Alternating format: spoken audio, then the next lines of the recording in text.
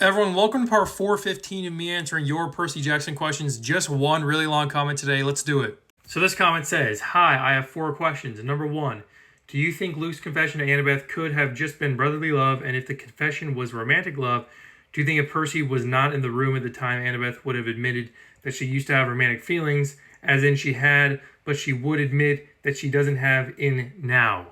Okay, I've said this so many times on my channel, but apparently many people have not seen those times.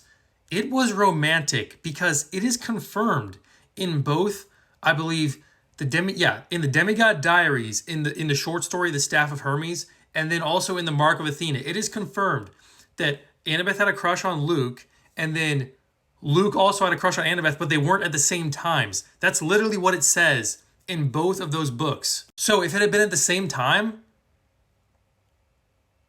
I mean, do I need to say more with my face? So long story short, yes, it was romantic love, but if Percy had not been in there with Annabeth when it happened, I still think Annabeth would have rejected Luke because I truly do think that she wasn't in love with him anymore, or that she didn't like him anymore because she liked Percy. But I mean, who's to say? You know, they're fake characters though, so whatever's on the page is what happens. All right, number 2. Also, do you think it would be a good idea for Percy and Rachel to date for a good amount from the car kiss to when she lands in my sea and talks to Chiron of time in The Last Olympian, considering that this might have made Percy think about his and Annabeth's friendship once more and realize that Rachel and him was just a phase for the both of them? I don't know. Like, it doesn't really matter, honestly. I mean, Rachel quickly realized that she wasn't meant to have a lover anyway because she was going to be the Oracle, and for some reason, Oracles cannot be in relationships. I still don't know why. So yeah, it's whatever. I mean, he doesn't really have to have a relationship with Rachel to realize that he has it good with Annabeth. Okay, number 3, what is your opinion on the first-person perspective used in the PJO series? Do you think Rick Riordan should have used that in Heroes of Olympus? I like the first-person perspective. It allows us to get a better feel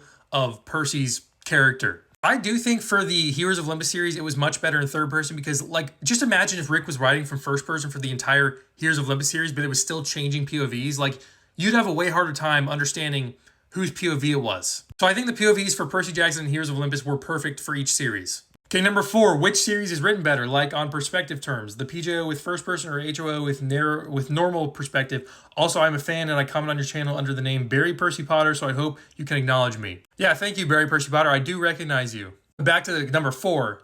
I think the Percy Jackson series is the best written series. Like, I understand why a lot of people think it's Heroes of Olympus, but like, I just like the nonchalantness of the Percy Jackson series so much more. Don't get me wrong, I like the Heroes of Olympus series as well, but yeah, Percy Jackson is just a tiny bit better. So yeah, that answers all today's questions. I'll see you tomorrow for part 416 and me answering your Percy Jackson questions.